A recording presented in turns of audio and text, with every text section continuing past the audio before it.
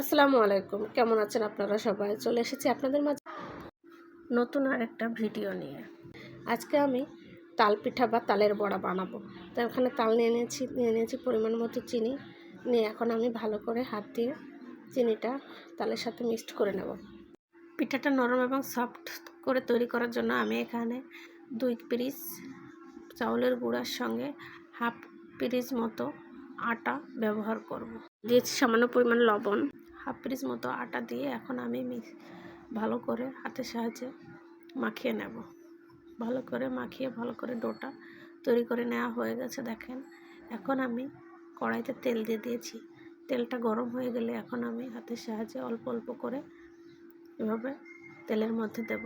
আপনারা চাইলে এই পিঠাতে নারকেলও ব্যবহার করতে পারেন, তো আমি এখানে কোনো নারকেল ব্যবহার করিনি। একটা চামচের সাহায্যে উল্টিয়ে দিচ্ছি। এভাবে একে একে সবগুলো পিঠা আমি উল্টিয়ে দেব। উল্টিয়ে পিঠাটা আমি ভেজে নেব। একটা চামচের সাহায্যে আমি পিঠাগুলো এভাবে ভালো করে নেড়ে উল্টে পাল্টে ভেজে নেব। পিঠাগুলো দেখেন কত সুন্দর গাটা তেলতেলে হয়েছে, আর একটা পিঠাও ফেটে যায়নি। এ পর্যায়ে আমার পিঠাগুলো হয়ে গেছে। এখন আমি ভালো করে পিঠাগুলো তেল ঝরিয়ে একটা টিস্যু পেপার দিয়ে উঠিয়ে নিচ্ছি। এইভাবে একে একে সবগুলো পিঠা আমি উঠিয়ে নিয়েছি। আবারও আমি পিঠা একটা করে পিঠা দিয়ে দিচ্ছি তেলের ভিতর।